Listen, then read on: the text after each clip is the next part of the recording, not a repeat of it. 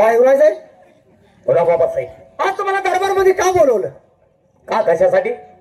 आता तुम्ही लहान नाही, आता उपोर झालात. हे राजगादी हे सगळं तुमच्या ताब्यात घ्या, कारण तुमचं लहानपणी लग्न केलं आम्ही पाळण्यात असताना. कारण त्या राजाच्या वचनात आम्ही गुंतलो होतो म्हणून आम्ही लहानपणीच लग्न केलं. आता तुमची पत्नी उपोर झाली असेल, तिला आणा. हे राजकारभार तुमच्या ताब्यात घ्या आणि आम्हाला सुखाने म्हणजे कुठेतरी तीर्थयात्रेला जाऊ द्या. वा बाबासाहेब.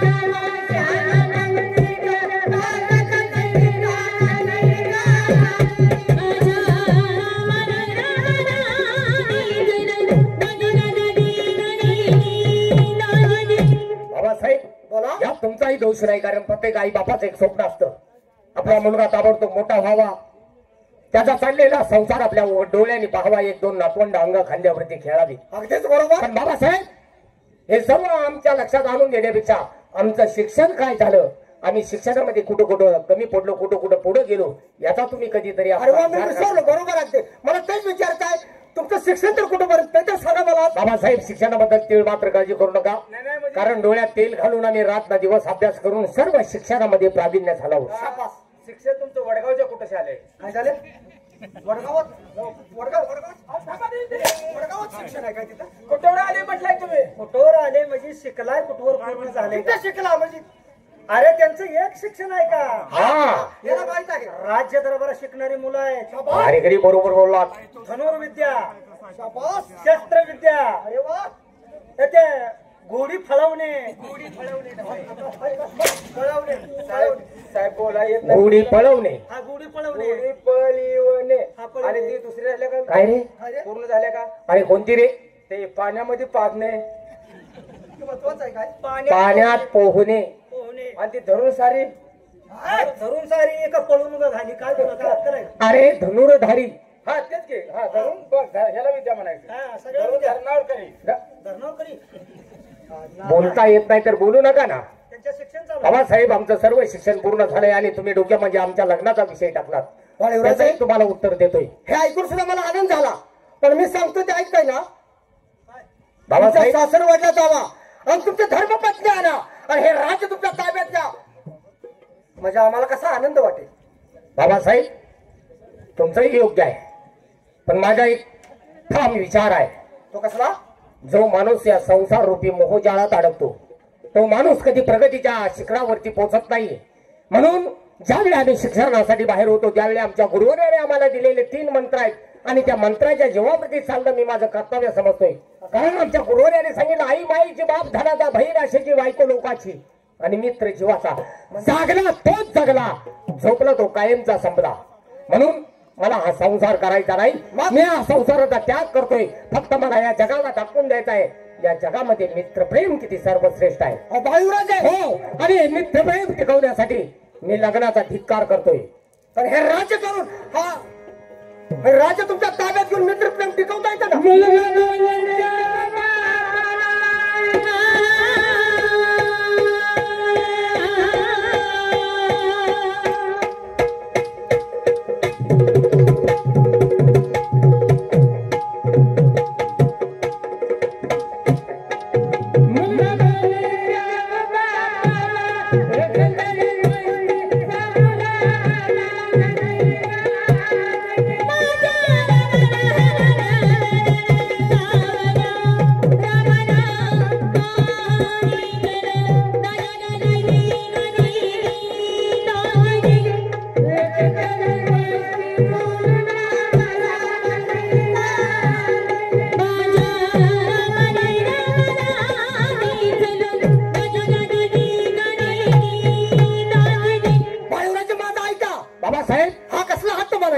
नाहीये. ही तुम्ही जोडलेली नाती सर्व स्वार्थापोटी तयार झालेली नाती आहेत.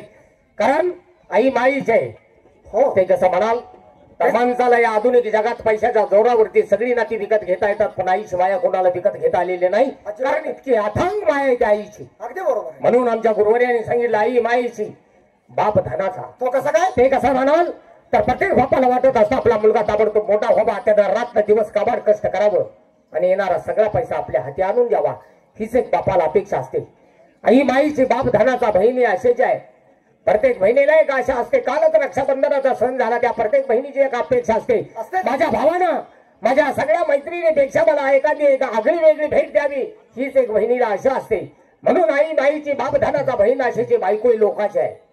ते कसे काय? ते कसं म्हणाल तर बाबासाहेब, ज्यावेळी तुम्ही एखाद्या चांगल्या कामासाठी घरातून बाहेर पडता त्यावेळी तुमच्या पाठीला डोळे नसतात की तुमची पत्नी तुमच्या पाठीमागे काय करते.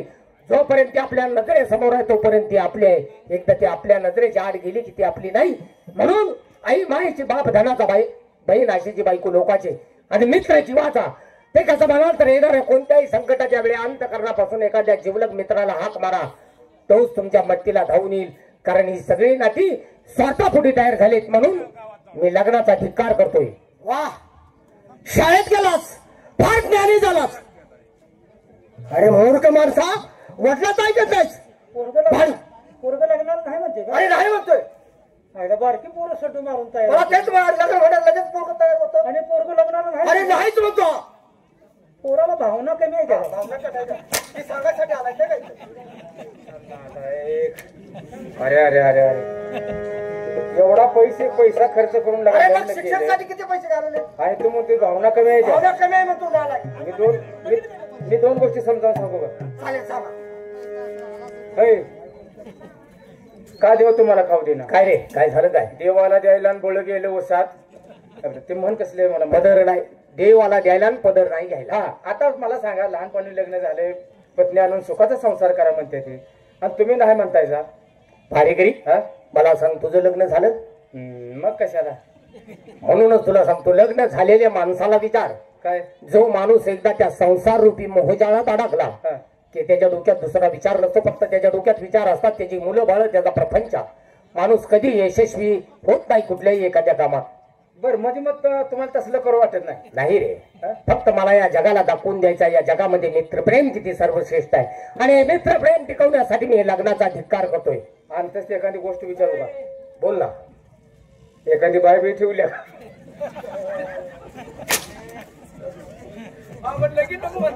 हराम खोरा या काय विचारायच्या गोष्टी आहेत का? मग तुम्ही लगीन का नको म्हणताय? मला फक्त मित्रप्रेम टिकवायचं आहे. बाचा ऐकतोय मी. नाही. काय थांबा जरा, मी समजावून सांगतो. भाई म्हणजे तुम्ही हट्ट आहात, म्हणजे शब्दाला तुम्ही मागे हटणार नाही. नाही म्हणजे मी सांगतोय ना, तुमची कबूल नाही. बाबासाहेब, या राज्यातून मला हातभरची जर शिक्षा दिली तर ती मी आनंदाने भोगण्यासाठी तयार मग आहे. शेवट सांगतोय, सांगा बाबासाहेब, तुमची पत्नी आणता का नाही सांगा मला एकच. ज्या ठिकाणी माझ्या शरीराचा ज्या शरीरातून प्राण जरी गमावून घेतला तर माझ्या मुखातून गेलेला शब्द मी परत घेणार नाही. बाबासाहेब, या ठिकाणी माझ्या रक्ताचा पाट आणि मासाचा चिकन वाहिला तरी चालेल. म्हणजे एवढी पुढची तयारी? हो. हीच नालायक माणसं.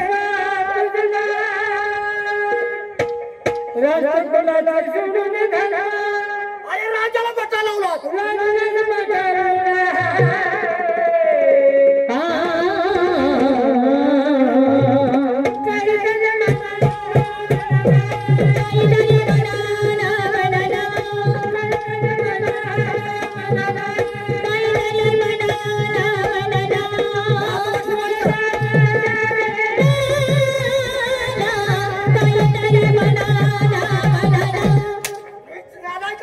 तुला तोंड मला पाहायचं नाही. इथंच तुझा खरंच शिर छेद केला असता, पण नाही. हे पातक मला नको आहे.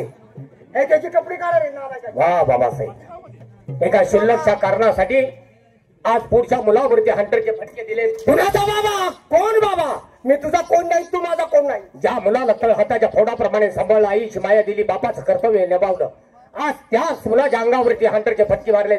हरकत नाही बाबासाहेब, तुम्ही मला हातबारची सजा दिली, पण कान उघडे ठेवू नाही का? काय सांगणार? तुम्हाला आणि या जगाला मी एक दिवस दाखवून देणार की या जगामध्ये मित्रप्रेम किती सर्वश्रेष्ठ आहे, आणि हे मित्रप्रेम टिकवण्यासाठी आज मी ऐशोआरामाच्या जीवनाला ठोकर मारतोय. येतोय मी.